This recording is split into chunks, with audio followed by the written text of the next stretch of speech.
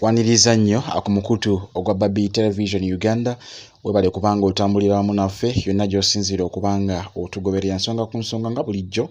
Of course tweyama okubanga tuzikutuusaako awatali kwekwasa nsonga zonna oba nsonga yonna, mawulire gonna agagenda mu maaso mu ggwanga lyattu erya Uganda naddala mu kibiina kya National Unity Platform eggulire lyonna kasitaliba lya nkyukakyuka oba olina okubanga olisuubira wano ku mukutu ogwa Babi Television Uganda era nga gwe atambula naffe omanyi enkola yaffe era nga webale kubanga otambulira wamu naffe nakushayalinga mawulire ge tuba tutaddeyo wano ku mukutu gwa Babi Television Uganda era nga gwe atanaba kubanga subscribinga bw'oba mupya ku channel eno nkusaba kintu kimu akwata ku kigambo subscribe o subscribinge wano ku mukutu ogwa Babi Television Uganda yawo nno bw'omaliriza okwate ku kide ekyo otekemu all osobola okubanga ofuna ka notification buli bwe tuba tutaddeyo amawulire gonna wano ku mukutu ogwa Babi Television Uganda. Ensonga z'abasuubuzizo ekyamazima kyo kiri nti zikyalinnye enkandaggo era tewali kyatuukiddwako olunaku olw'ejjo. Ajjukira nti ennaku lw'eggulo baasisinkanye President Museveni Kololo era okusinziira ku ebyo byabaddeyo n'abatuusizzaako ku speech ezimu ezabadde enkaawu naddala eya omukulembeze John Kabanda akulira abasuubuzi bano era nga okusinziira ku ebyo ebyavudde mu meeting eyabaddeyo olunaku olw'ejjo ekyamazima byagenze okuggwa nga si birungi era olunaku olwaleero abasuubuzi balangiridde ki ekiddako. Oyinza okuba nga tewabirabyeko ku mukutu gwonna era mbikuleetedde olunaku olwaleero olw'ensonga nti byatyobodde oba byaswazizza President Museveni olw'ensonga nti abasuubuzi bano baamulese wakati ng'akyayogera eri naddala ku nsonga z'omusolo gwa IFRIS era nga okusinziira ku ebyo President Museveni byayogedde okusinziira ku ebyo abasuubuzi bye babadde bamusabye olunaku olw'ejjo abeere nga ateeka mu nkola wabula mpaawo n'ekimu kyeyaweze era emisolo gyonna gyasigaddewo nga bwe gyali girina okuba nga agiteekebwawo okusinziira ku kigendererwa kya gavumenti era olunaku olw'ejjo kasita abasuubuzi bakitegedde ne batandika okusituka bonna omu ku omu ne basituka ne bafuluma ne baleka President Museveni ng'akyayogera ku kazindaalo. Kino kibadde tekibangawo bukyanga Museveni akwata entebe abantu okumuleka ng'akyayogera era kyalabiseeko olunaku olw'ejjo ewabadde Kololo wabadde meeting y'abasuubuzi nga bamiitinze President. Ensonga zaabwe zonna baazimuloopedde era babadde basuubira okubanga ensonga zaabwe zikolwako. Abakulembeze bayanjadde bulungi ensonga era nga bingi nnyo ebyayogeddwako olunaku olw'ejjo wabula ekyasinze okubamalamu amaanyi ye Museveni obuvaayo n'atabawa ssuubi ku nsonga y'okuggyawo gino emisolo egyekanamye era okusinziira ku bigambo by'abasuubuzi ngenda kubanga nkuwa vidiyo abasuubuzi be bayogedde nga bafuluma era Museveni baamulesa akyayogera ne bafuluma ne bagenda wabula amagye ne gabakwatira ku gate ne bagabagaana okubanga bafuluma naye nga mu tenti gye babadde batudde okuwuliriza ebigambo bya Museveni ekyamazima badduseeyo olw'ensonga nti meeting yabadde tevuddeemu yadde akalungi nga bwe bazze bakisuubira. Katufune embeera eyabadde wali Kololo nga Museveni bamulabisa okumuleka ng'akyeyogeza ne bafuluma ne bamulekera obutebe okukakana nga tandise kugera na butebe. Kankutuuseeko embeera eno eyabaddewo n'oluvannyuma ngenda kubanga nkomawo ankuwe amawulire amalala abasuubuzi ge banjudde oba ge boogedde olunaku olwaleero.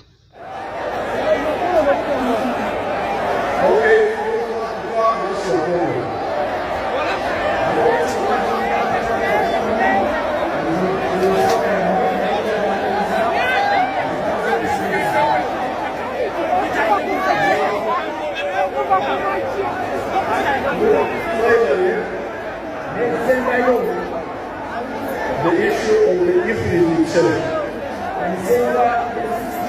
The English, I saw the machine myself.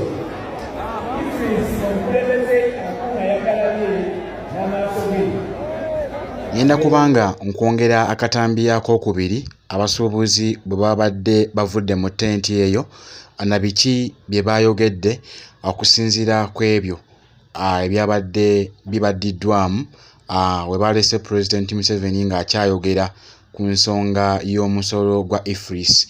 Kansooke nkuwe akatambi kano abasuubuzi bye babadde bayogera nga bafuluma nga bavudde mu tenti gye balese Museveni ng'ayogera n'obutebe. N'oluvannyuma nkomewo tweyongereyo.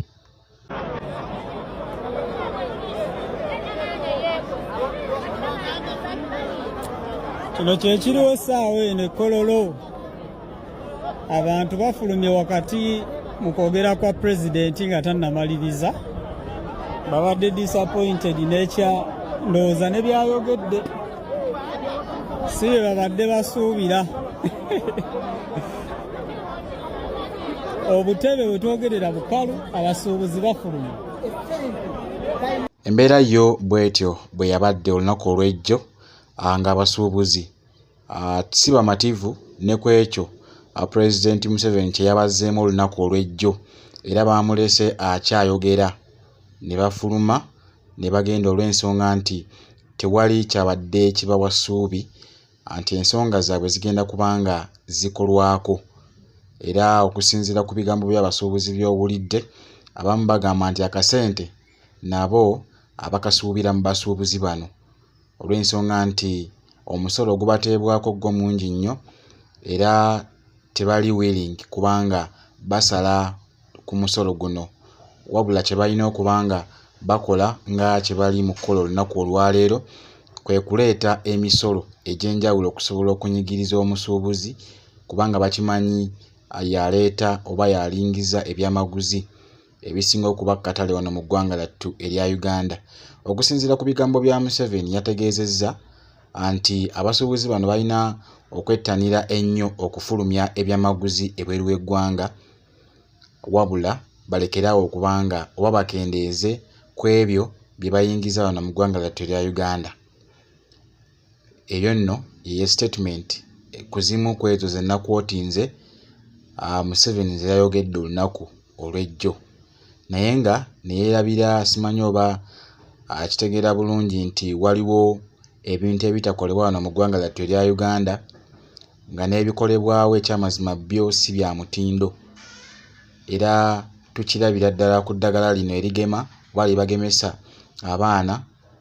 Ekyamazima embeera ebatuukako nga bamaze okuba nga bagemebwa ebirwadde bino ebikozeseddwa eddagala erikoleddwa wano mu ggwanga lattu erya Uganda. Ekyamazima abaana bakomekkereza ate balwadde bulwazi mu kifo ky'okuba nga babatangira obulwadde.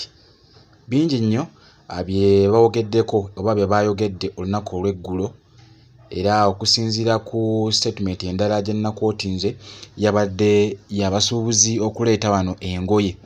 Ekyuma ky'Ennyaitil ekyamazima kyo kyasasika ekyandibadde kijjibwamu engoye, wabula tetumanyi ani eyasuula ekyuma ekyo olw'ensonga nti ne Cotton yakendeera okuba nga alimwa mu ggwanga lattu erya Uganda. So kati simanyi nteekateeka ki gavumenti gy'eyina okulaba nga eteekawo embeera esobozesa abasuubuzi bano obutaddamu kubanga baleeta engoye okuva ebweru w'eggwanga, kubanga singa engoye ezo ziba zikolebwa wano mu ggwanga lattu erya Uganda nga za mutindo, omusuubuzi kijja muwaliriza obutaddamu kuleeta ngoye kuva China, engoye okuva e Bungereza ne mu ggwanga lya America, kubanga endibo tezisinga gye ziviira ddala okusingira ddala mu ggwanga lya Bungereza yewasinga okuva engoye ezireetebwa wano ku butaka e Uganda, kubanga omutindo gwazo guba mulungi nnyo ate nga abasuubuzi bafunako akasente mu ngeri emu oba endala. Wabula ekiddako kyonna mu kirinde, era okusinziira ku John Kabanda akulira abasuubuzi bano gye bujjako mu maaso awo Katonda ajja kubanga ategeeza basuubuzi banne kiki kye bagenda okuba nga bazzaako oluvannyuma lw'obutafuna solution kuva eri President Museveni. Watannaba kubanga osubscribinga kikole, kwata ku ka subscribe button oba kagambo subscribe osobole okuba nga osubscribinga ku mukutu guno gwa Babi Television Uganda, omalize okwate ku kide ekyo otekemu all. Kino no kijja kubanga kikuyamba okumanya anti tutaddeyo amawulire wano ku mukutu ogwa Babi Television Uganda. Ffe tweyama okubanga tukutuusako byonna ebigenda mu maaso mu ggwanga lyattu erya Uganda, naddala ebikwata ku muntu wa wansi, era bingi nnyo bye tukyabatuusaako, era ensonga nnyingi nnyo ze ngenda okuba nga nkolako mu maaso kokaawo katono nnyo.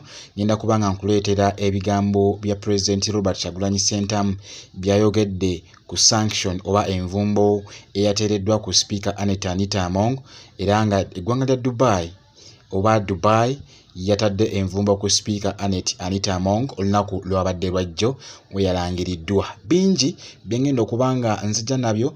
President akyali wali mu ggwanga lya Bungereza, alina ensonga za kwasaganya, era bingi nyo ngenda okubanga nkutuusaako. Kyolina okukola kintu kimu, weekuumire ku mukutu era nga teekako kaddatako akasaamusaamu osobole okubanga omanya amawulire gonna agaguddewo gy'otobadde ffe gye tuli nnyo okubanga tukutuusaako ebibadde gy'otasobodde kubanga obeera, kubanga affe tukimanyi nti okakkala by'emirimu gyo nga n'olw'ensonga eyo oyinza obutasobola kufuna mawulire mu ngeri emu oba endala. Ffe twesalawo ne tugakutuusaako wano ku mukutu osobole okubanga ogafuna mu budde bwo bwonna bw'ofunye okusobola okumanya ki ekifa mu ggwanga oba ki ekiriwo ekigenda mu maaso mu ggwanga lyattu erya Uganda, naddala mu kibiina kya National Unity Platform. Sigenda kubanga nsukkawo awo, atakumira mpeera bankuumire, musibe bulungi, mweraba.